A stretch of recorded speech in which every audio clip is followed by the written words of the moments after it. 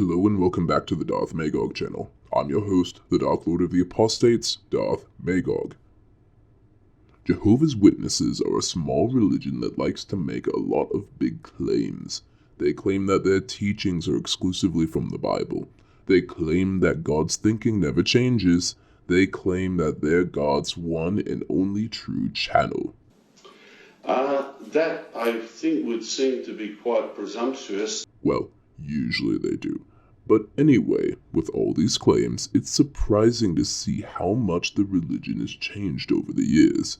In fact, over the last 140-something odd years that the Jehovah's Witnesses have been around, we could name at least one major change a year to the way an allegedly unchanging God wants them to practice their religion. But because I've only been around for about a quarter of that time, I figured I'd trim the list down to 10. So here are the top 10 biggest changes to Jehovah's Witnesses in my lifetime. We would be honored if you would join us. As always, before we start the list, I want to set expectations and clarify why I made my choices. Number 1. I'm only picking things that happened in my lifetime. I don't have a frame of reference for things like organ transplants going from forbidden to allowed, or birthday celebrations being newly forbidden after being common practice. Those changes predate me significantly, and as far as I knew, were always part of the religion when I was one of Jehovah's Witnesses. Number 2. The changes are just going to span from the late 1980s onto the modern day because, again, I didn't exist prior to that and wouldn't have known it changed, so I never saw a change in the religion as a result. And number 3, the impact of these changes will have to be largely anecdotal. While there is Watchtower evidence to demonstrate that these policy changes are real, and don't worry, I will cite my sources, the emotions and experiences of hearing these changes will be largely my own, and occasionally what I've had expressed to me from people around me. Now, without further ado, and no sponsor to interrupt the video after I say without further ado, let's start the list.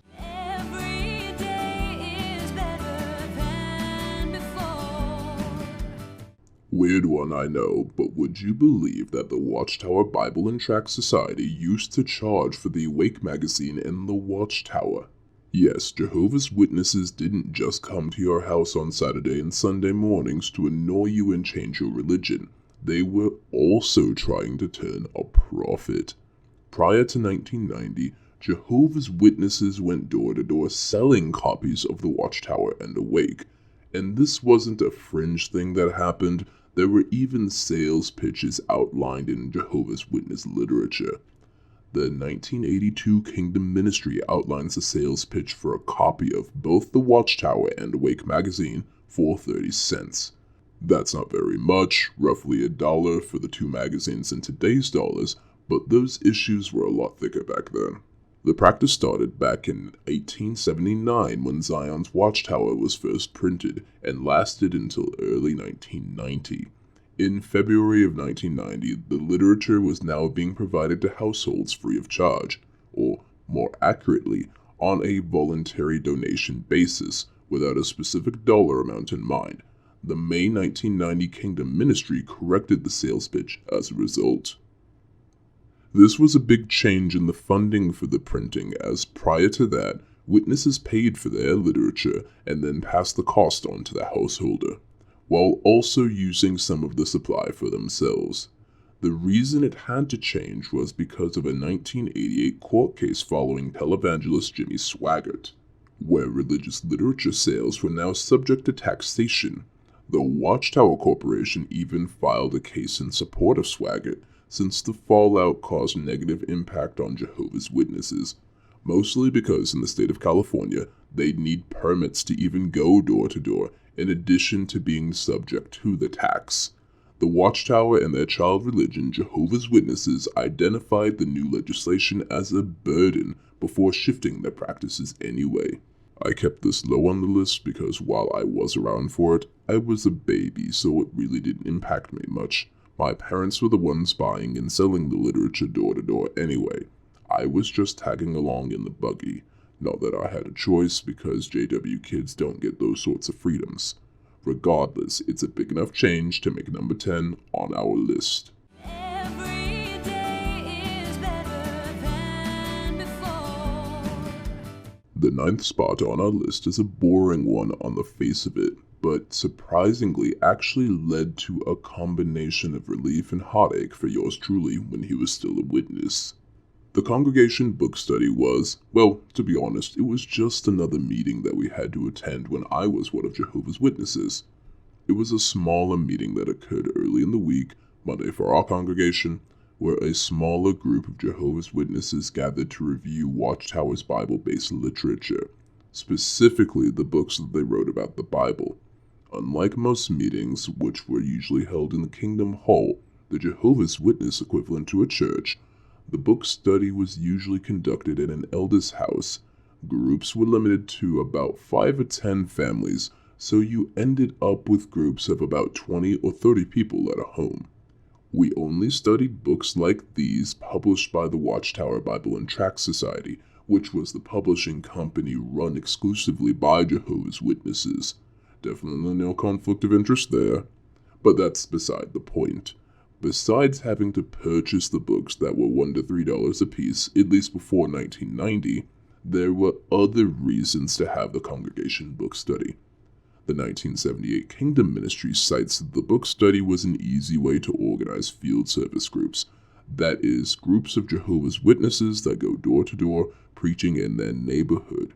It also served the purpose of being a smaller meeting that encouraged more individual participation than the larger 100-person midweek and public meetings held at the Kingdom Hall. The change was made back in 2009 when I was still a ministerial servant, or a Jehovah's Witness deacon if you need an analog to other religions. According to the Christian Life and Ministry Workbook, the reason that the meeting was eliminated, or more accurately, rolled into the Theocratic Ministry School, which we'll discuss later, is that Jehovah's Witnesses wanted to free up time for family study, or, in other words, self-guided indoctrination within families. Bringing the book study to the big Kingdom Hall meetings was a nightmare for the more introverted among us, including my siblings who preferred the smaller space of the book study and would often fake sick to get out of the large Sunday and Wednesday meetings. I was a bit disappointed since I was usually the reader for our congregation book study, basically meaning I was important to the study and exercised a small amount of power, which as a teenager was pretty cool, but as I spent more time in college and ultimately left the religion, it was a huge weight off my shoulders, and of course, pretty cringe in hindsight. Because it didn't go away completely and just transformed more than anything else, I can't say it's a critical change to the religion, though it would probably be the 9th strangest thing to a Jehovah's Witness from 1990 if they time traveled to today. Every day is better than before. While this form of preaching has recently become synonymous with Jehovah's Witnesses, in my day it was a completely foreign concept. Cart witnessing is an evolution of what we called street witnessing in the past, a type of preaching where Jehovah's Witnesses set up a cart filled with their literature in a public area and answer questions for passers-by. While Jehovah's Witnesses have been trying this sort of thing on and off in different areas as early as the year 2001, 2011 is where it was made official in my home state of New York. The Kingdom Ministry in 2013 called it a resounding success, citing nearly 8,000 books being placed in a nondescript recent month in an unnamed locale. Because why on earth would you want sources or citations in the Watchtower? The witnesses claimed in their Our Public Ministry article titled More Than 165,000 Literature Cards that the preaching method is so effective that random European men swarm the carts, asking about hyper-specific aspects of the Jehovah's Witness religion.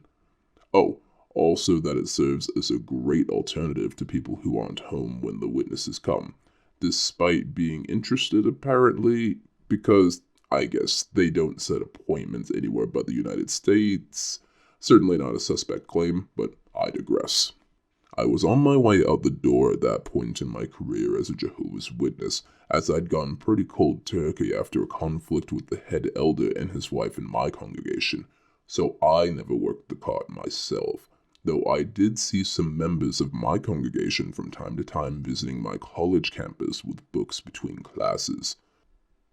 At that point, it had started to get embarrassing to see people, and I'd shudder at the sound if they called my name while I was rushing between classes for a $2 slice of pizza. Just another nail in the coffin of Jehovah's Witness Magog, really. It's a strange, sad addition to my old religion, and it really shows me how much the times have changed. Setting up a weird little honeypot and leaving rank-and-file members open to confrontation isn't something we used to do back when I was a witness. Jarring enough for me to earn 8th place on today's list. Every day is better than before. About a year or so ago, I made another top 10 list about the 10 weirdest Jehovah's Witness rules that they have to follow. On it, one of the biggest ones was that you couldn't toast to good times, or any times at all. Jehovah's Witnesses have forbidden the practice of clinking glasses together for decades. One article that I've used before is from the February 15th, 2007 Watchtower, in the infamous Questions from Readers section. There, the Watchtower explains that toasting has its origins in Baal worship and in the worship of other gods that they deem false.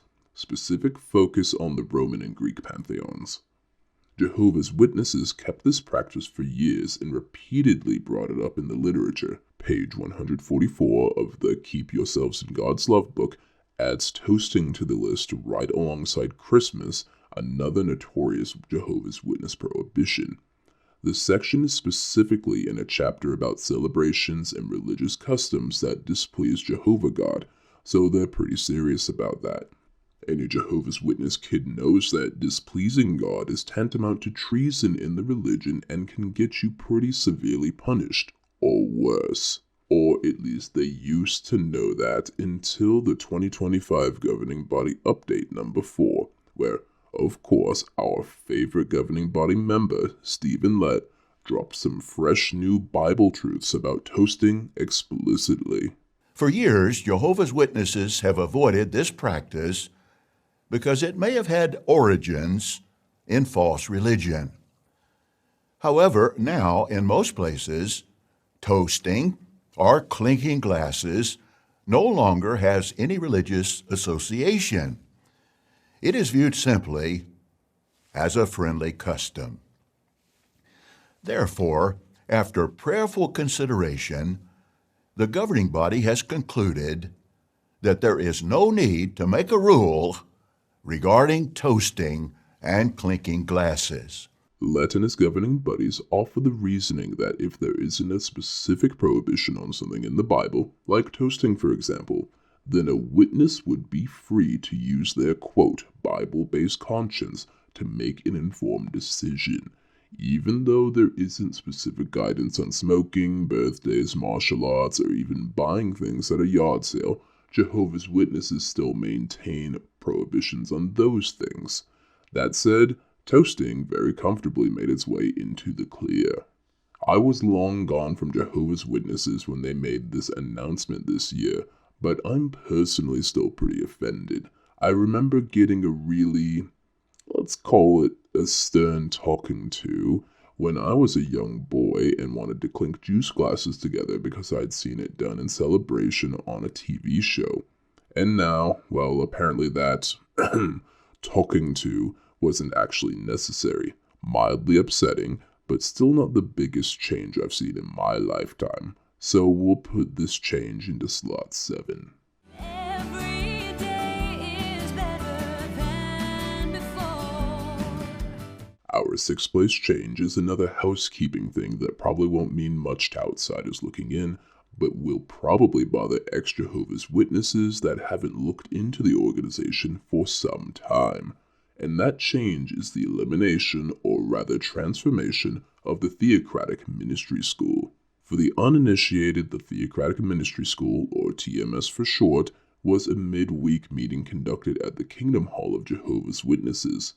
Its purpose was, outside of the usual fellowship and indoctrination, to improve presentation and public speaking skills for the Jehovah's Witnesses in the congregation. It was a mainstay of the religion since the mid-1940s. Often it was also the first and sometimes only public speaking course that a Jehovah's Witness would ever experience. We were all assigned a copy of the Benefit from the Theocratic Ministry School Education textbook. Within these 285 pages, aside from the high control propaganda, is a pretty solid first public speaking book that unironically got me through Public Speaking 101 and 102 in college. The school wasn't a bad idea within of itself, and even helped a few people in our congregation academically.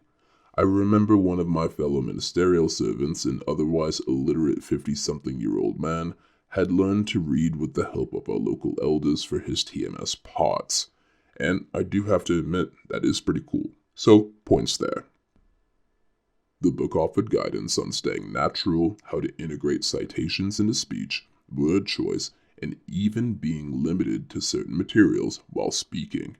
Since 2016, however, the TMS meeting has been discontinued and turned into the Christian Life in Ministry, or CLAM meeting. It's a combination of the old book study that I mentioned in point 9 and the Theocratic Ministry School, designed to be, quote, more relevant to daily life. And while there are still pointers on getting better at door-to-door preaching and generally speaking about the religion, it's a lot less formal now. Granted, the midweek meeting is still held in the Kingdom Hall, and they still assign talks and presentations to individuals, but it's not quite the same as the old TMS was. A returning JW would know the difference immediately. I've personally seen a CLAM meeting and it does not have the same value the TMS did. Definitely one of the biggest signs that the religion of my youth has made a radical change. Radical enough to be recognized at number 6. Every day is better than before. Starting off the top 5, we'll begin with the visual change that would immediately shock someone coming back from years away from the religion. The religion's take on beards. Jehovah's Witnesses are obsessed with optics and outward appearances, so much so that they dedicate entire articles to the concept, especially in their prohibition of an otherwise very natural thing, facial hair, specifically in the form of beards. The questions from readers, for example, in the May 1st, 1968 Watchtower makes a very specific case for Watchtower's grooming standards. In response to a reader's question about Jesus having a beard, the Watchtower acknowledged that that was customary at the time, but because it was not considered customary by Jehovah's Witnesses in America and attracted attention, Jehovah's Witnesses had a ban on men wearing beards while being an active, practicing Jehovah's Witness. Instead, the practice was to be clean-shaven, with the exception of mustaches, i.e., no beards allowed. That is until Governing Body Update number 8 in 2023, where it was announced very suddenly that Jehovah's Witness men could indeed wear well-groomed beards and still be practicing Jehovah's Witnesses. What started the ban in Jehovah's Witness culture isn't officially documented by any first-party source, though the rumor is that Judge Joseph Rutherford, the second president of the Watchtower and the second leader of Jehovah's Witnesses, despised his predecessor so much that he forced another elder to cut his beard, because said elder's beard reminded Rutherford of the original founder of Jehovah's Witnesses, Pastor Charles Taze Russell. I couldn't tell you how true this story is, or how deep the rivalry really went. But since there's no other mention in first-party Watchtower material, we'll just call it a possibility. Regardless, now even governing body members proudly sport their beards when they appear on JW Broadcasting. Growing up in this religion for decades myself, and having been counseled on shaving my goatee as a teenager, I mean, if you could call that scruff a goatee, made this a bit of a personal and strange change for me, significant enough to reach 5th place. Every day is better than before. Rounding the corner, we square off with number 4. This time, we talk about trousers. Jehovah's Witness women and girls have always been depicted as being modest of dress when it came to the Kingdom Hall and going out in service. So much so that even in their cartoons, the female characters are depicted exclusively in skirts or dresses when they're conducting formal worship. This is a cultural expectation that's been around for years, with no clear origin. Women just aren't permitted to wear trousers or pantsuits to the meetings. So much so that even Bible studies were encouraged to dress like Jehovah's Witness women when attending. For example, in this video following the story of Jehovah's Witness publisher Sharon, she describes the uphill battle she had with one of her Bible students in getting her to wear a skirt or dress to the meetings, so much so that she enlisted another Jehovah's Witness woman to annoy her into it.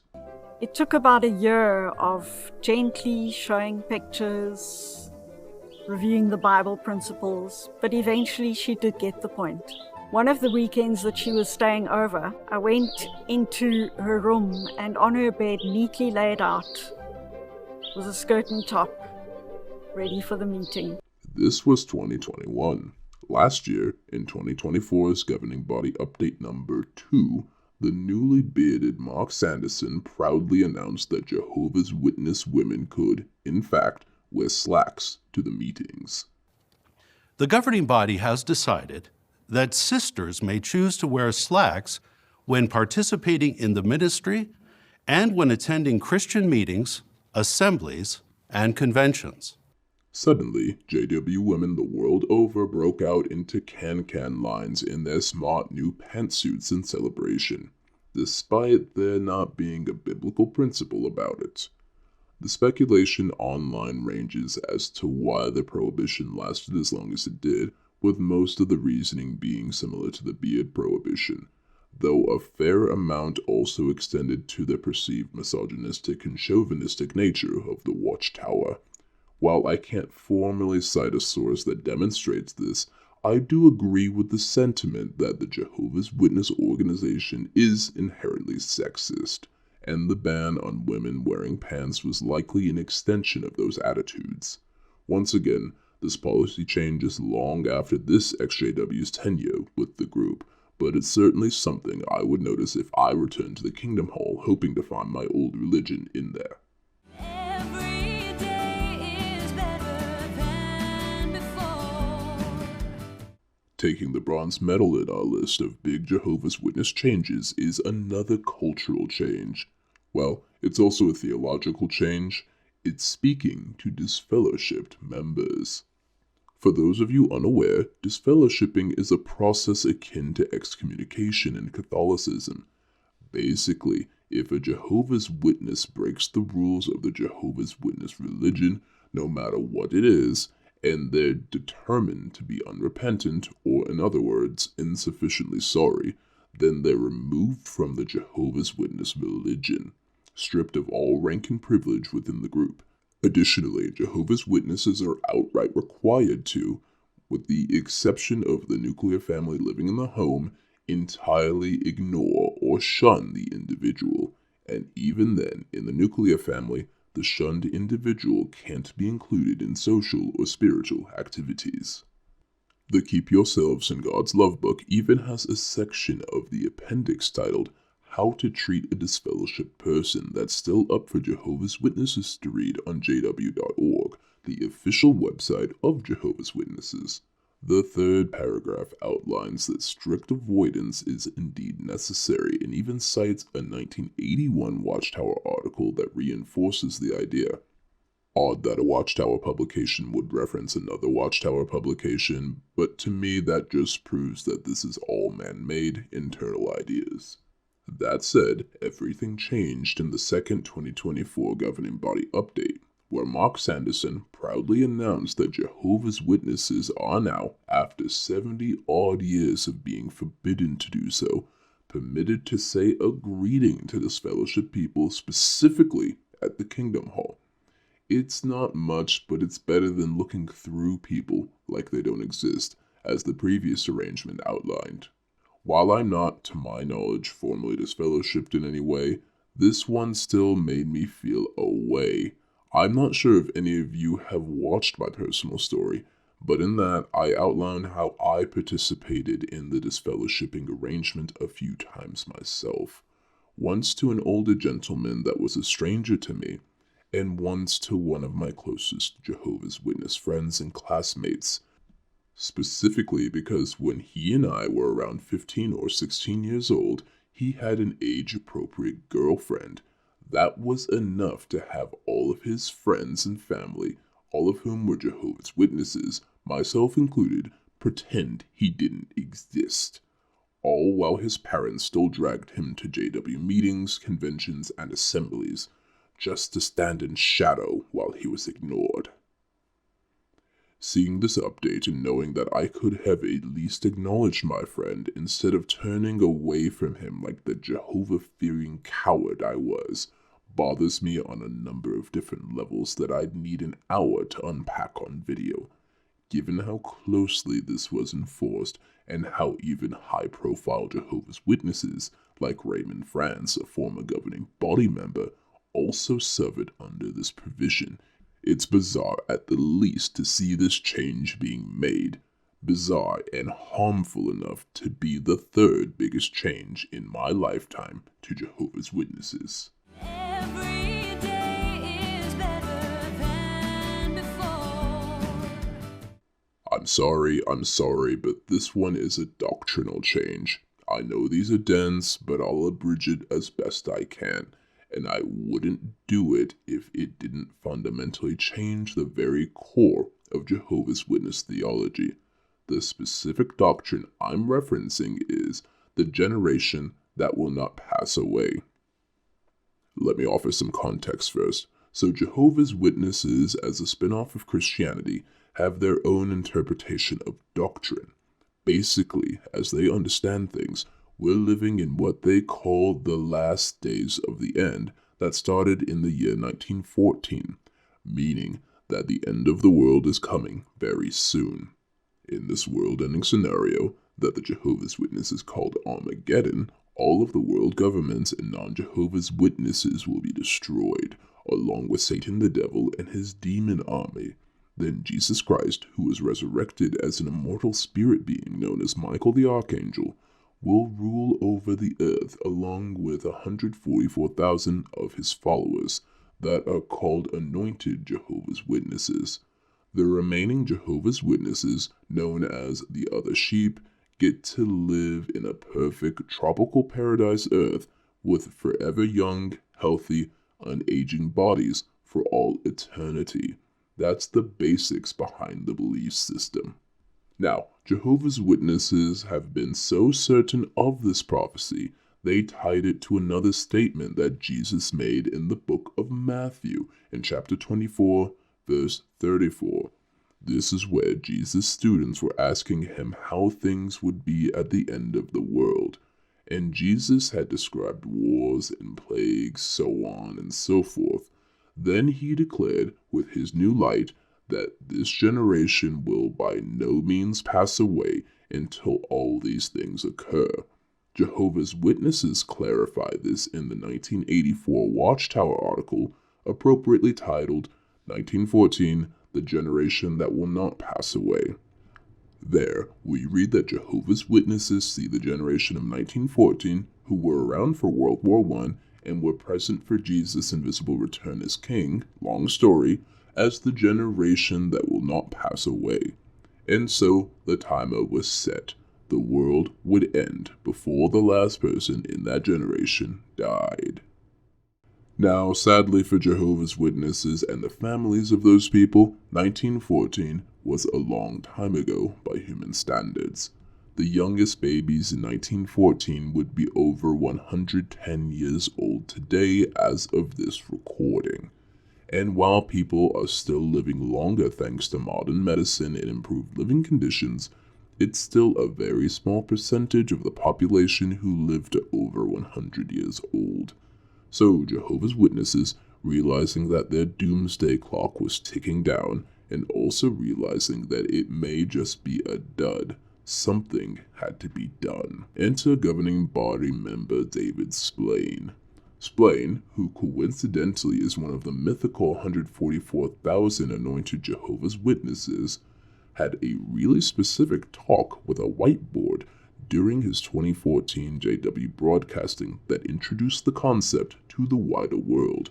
There, David explains that any anointed person who met an anointed person who was around for 1914, like Frederick Franz, former governing body member, would be included in the generation that would never pass away. Granted, this had come up in the odd Watchtower from 2010 to 2014 from time to time, but the presentation from David Splain is easily the most infamous of them all.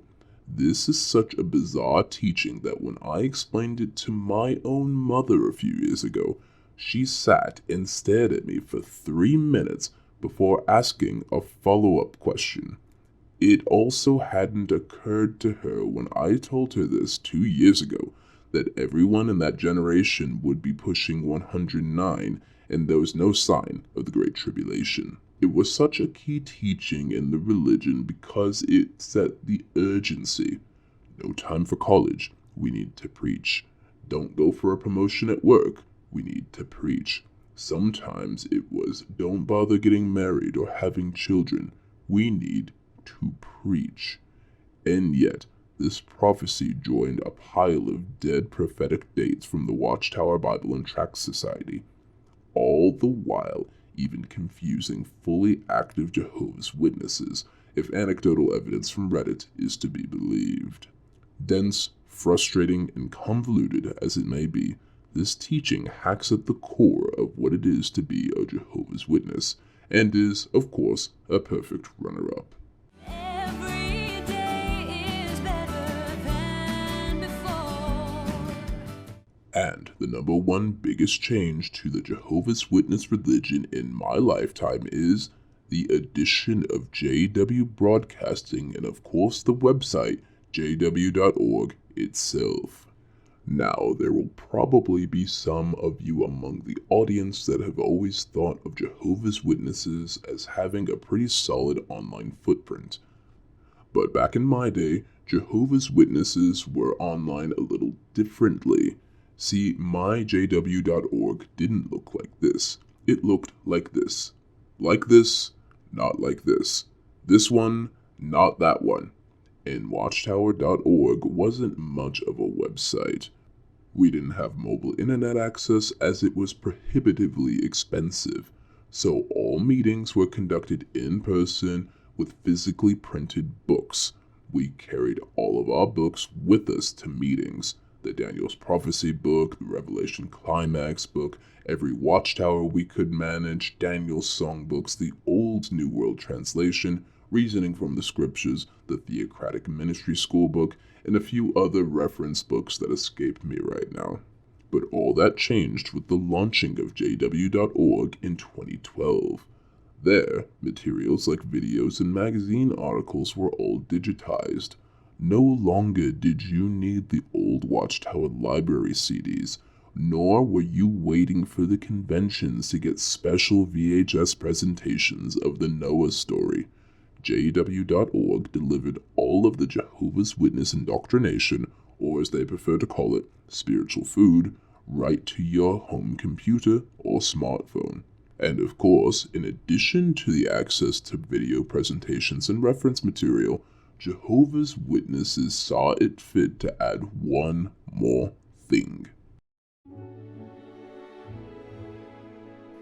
We warmly welcome you, dear brothers and sisters, for our first JW Broadcasting monthly program. Yes, that's right. October 2014 was our introduction to JW Broadcasting. an internal news program that Jehovah's Witnesses would watch monthly to keep up on goings-on in the organization, reinforce their faith, and get to know their leaders, the governing body of Jehovah's Witnesses. You have to understand how strange this is for me. Growing up, the governing body was known of, but seldom seen nor heard from. They certainly didn't make videos, do appearances, and never even fathomed doing a monthly JW-themed news program. In fact, any form of television evangelism was dismissed at best and relentlessly mocked at worst. And the first time I stumbled upon JW Broadcasting, watching a John Cedar's channel video that I stumbled upon during one of my Telltale Atheist binges, what little Jehovah's Witness there was left in me died right there. Jehovah's Witnesses had gone from a small, modest, humble religion of dedicated Bible students to just another mega church with big screens in their kingdom halls, cringy Christian pop, and now a very visible council of elders making it up as they went along, going against everything I thought about the Jehovah's Witness religion for the first 22 years of my life, and even a little beyond that. The JW Broadcasting era is what's made it clear and apparent to me that even if I wanted to return to Jehovah's Witnesses, and trust me, I'd crash my Star Destroyer into Cloud City before I considered that, it just wouldn't be the religion that I had left over a decade ago.